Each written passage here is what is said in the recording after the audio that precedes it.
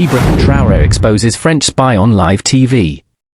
He told them he was a journalist. Just a man with a camera. But the lens wasn't there to capture beauty or culture. It was recording something else entirely. Hidden inside casual smiles and harmless questions was something far more calculated. What looked like curiosity was surveillance. What sounded like an interview was an extraction.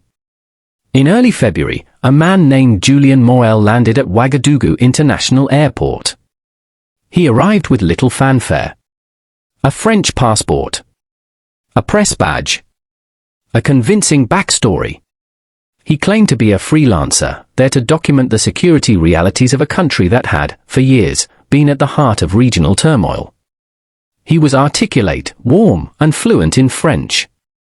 He complimented the customs officer on his service. He joked with his cab driver about the heat. He even said he admired Ibrahim Traoré's courage. In a region marked by political instability, Traoré had become an anomaly. A young captain who rose to power not by foreign endorsement, but by the will of soldiers who believed in reclaiming their country. Morel played his role well. He carried a notepad, asked polite questions, tipped generously, and even bought tea from roadside vendors. He appeared harmless. But in the days that followed, his pattern began to change. While other foreign journalists covered IDP camps or health centers, Morel wandered near restricted zones.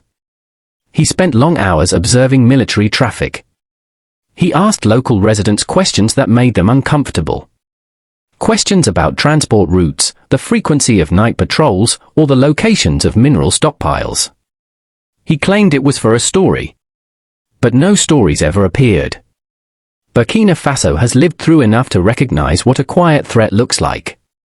The country's intelligence services began tracking his movements. Nothing overt. They monitored his hotel check-ins. His late-night calls.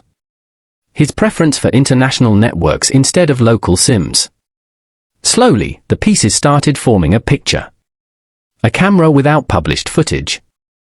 Interviews without publication. Questions that didn't match his claimed objective. The tipping point came when a soldier spotted Morel near a restricted transmission tower. It was well past midnight.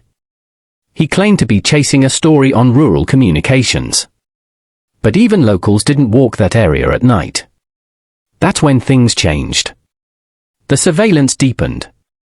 His digital footprint was cloned, his encrypted messages logged. Within 72 hours, the truth was undeniable. Morel wasn't a journalist. He was a French operative. Not officially declared, not formally protected. But embedded with intent. President Ibrahim Traoré could have ordered a quiet arrest. He could have expelled him without fanfare.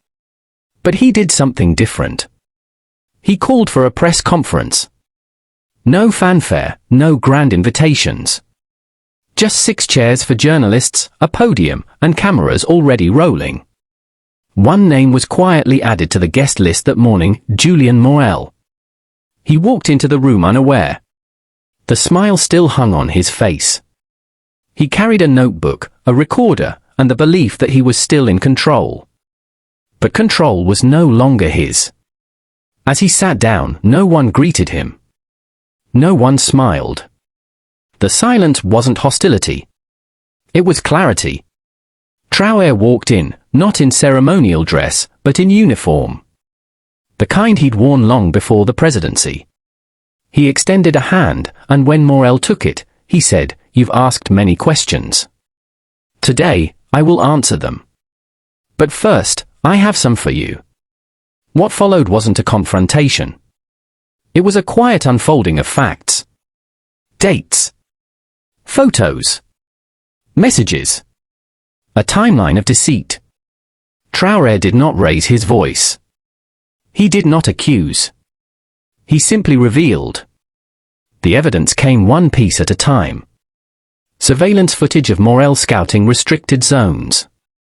Screenshots of emails sent at odd hours to secure servers in Abidjan. Coordinates traced to confidential locations. The audience watched. No one moved. Not even Morel. His fingers fidgeted, but his face said nothing. The denial didn't come. Only silence. Then came the maps.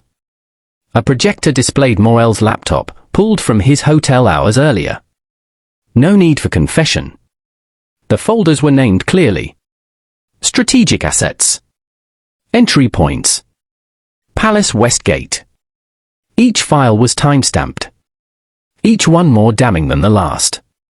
One document read, target movement pattern stable. Weak security on northwest perimeter. Another, recommend surveillance asset placement during shift change. He wasn't gathering stories. He was profiling targets. Traoré paused only once, to ask a single question, is this journalism? Morel said nothing. Across Burkina Faso, the footage began to circulate. A leader confronting infiltration not with rage, but with evidence. Cafes played the video on loop. In marketplaces, children repeated Traoré's final words, "You came for stories. Now, you are the story." It resonated because it wasn't just about Julian Morel.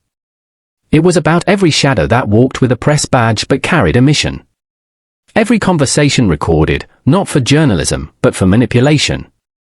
In the days that followed, Morel was held under lawful custody. No beatings. No dramatics. Just procedure. The French Foreign Ministry issued a statement. It was cautious. We expect fair treatment. But it didn't deny the evidence. Because it couldn't. Inside Burkina Faso, the narrative was no longer about one man. It became a symbol. They come to document us, but refuse to be documented. That is over. President Traoré addressed his people not in front of flags, but under an open sky. In a school courtyard, children sat cross-legged. Traders leaned on bicycles. Soldiers stood without weapons.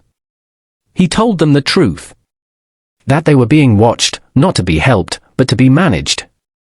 And now, it was time to reclaim that gaze. He spoke without notes. Without screens. And said one thing that echoed beyond borders, to the next man who comes with a smile and a camera, understand this, we see you now. That line would be repeated in TikTok videos across West Africa. Sprayed on walls in Dakar. Printed on student shirts in Kumasi. It wasn't a threat. It was a declaration. Morel remained in custody, awaiting trial.